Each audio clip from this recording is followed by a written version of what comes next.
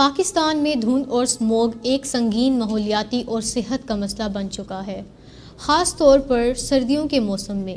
Smog کا زیادہ تر تعلق فضا میں موجود آلودگی، گاڑیوں کے دھوئیں، صنعتوں کے اخراجات اور فصلوں کی باقیات کو جلانے سے ہے۔ یہ نہ صرف انسانی صحت بلکہ معیشت اور روزمرہ زندگی پر بھی منفی اثرات ڈالتی ہے۔ اسموگ کے اثرات: صحت پر اثرات: اسموگ میں موجود زہریلے ذرات پھیپھڑوں اور سانس کی بیماریوں کا سبب بنتے ہیں، جن میں دمہ اور دل کی بیماریاں شامل ہیں۔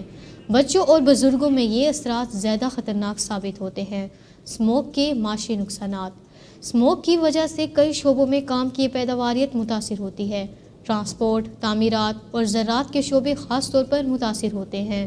ماحولیاتی اثرات: اسموگ سے سورج کی روشنی کی شدت کم ہو جاتی ہے، جو نہ صرف روزمرہ کے کاموں کو مشکل بناتی ہے بلکہ فصلوں کی پیداوار پر بھی منفی اثر ڈالتی ہے۔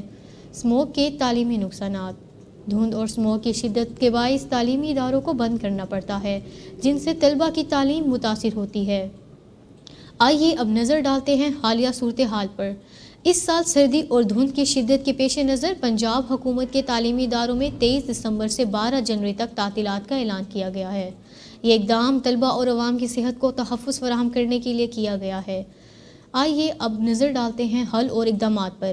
ماحولیاتی آلودگی کے خلاف سخت قوانین کا نفاذ کیا جائے، پبلک ٹرانسپورٹ کو فروغ دیا جائے تاکہ گاڑیوں کی تعداد کم ہو، شجر کاری کو ترجیح دی جائے، عوام میں آگاہی مہم چلائی جائے تاکہ وہ آلودگی کے باعث خطرات کو سمجھ سکیں۔ اسموگ کے مسائل کو حل کرنے کے لیے حکومت، عوام اور نجی اداروں کو مل کر کام کرنا ہوگا تاکہ ایک صحت مند اور محفوظ ماحول فراہم کیا جا سکے۔